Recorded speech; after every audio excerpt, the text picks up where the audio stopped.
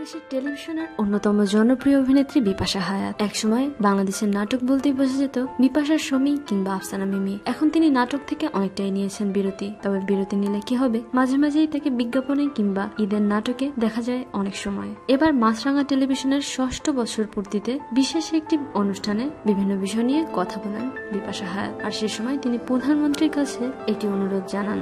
সেখানে বলেন, যদি সম্ভব হয় পথ শিশুদের জন্য শিশুশ্রম পুরোপুরি বন্ধের জন্য কঠোর পদক্ষেপ নিন। আমি যখন রাস্তায় বেরিয়ে শিশুদের ফুল বিক্রি করতে দেখি, গাড়ির গ্লাস মুছতে দেখি, আমি তখন আমার সন্তানদের দিকে তাকাই। আজকের শিশু তো আগামী দিনের ভবিষ্যৎ। তাহলে আমরা কেন শিশুদের সুন্দর ভবিষ্যৎ নিশ্চিত করতে পারছি না? কেন অল্প বয়সী শিশুদের মৌলিক চাহিদাটুকু পূরণ করতে পারছি না? এদিকে মাননীয় প্রধানমন্ত্রীর কাছে এই অনুরোধ করলেও বিপাশা হায়াত নিজেই শিশুদের কল্যাণের জন্য অনেক কিছু করছেন। বিশেষ করে পথ শিশুদের উন্নয়নে তিনি অনেক পদক্ষেপ নিচ্ছেন এবং বিভিন্ন ধরনের সামাজিক সচেতনতামূলক কর্মকাণ্ডে অংশগ্রহণ করছেন বলে জানা যায়। প্রিয় দর্শক, একজন অভিনেত্রী হিসেবে অত্যন্ত সম্মানের পাত্রী বিপাশা হায়াত। আর এখন বর্তমানে বিভিন্ন ধরনের সোশ্যাল কাজের মাধ্যমে তিনি তার সম্মানের জায়গাটাকে আরো বাড়িয়ে দিচ্ছেন। টিভি নাটকের এই জনপ্রিয় অভিনেত্রীকে নিয়ে আপনাদের যে কোনো মতামত প্লিজ শেয়ার করুন আমাদের সাথে। শোবিজের আরো নিত্য নতুন খবর জানতে আমাদের সাবস্ক্রাইব করুন, লাইক দিন এবং কমেন্ট করতে ভুলবেন না।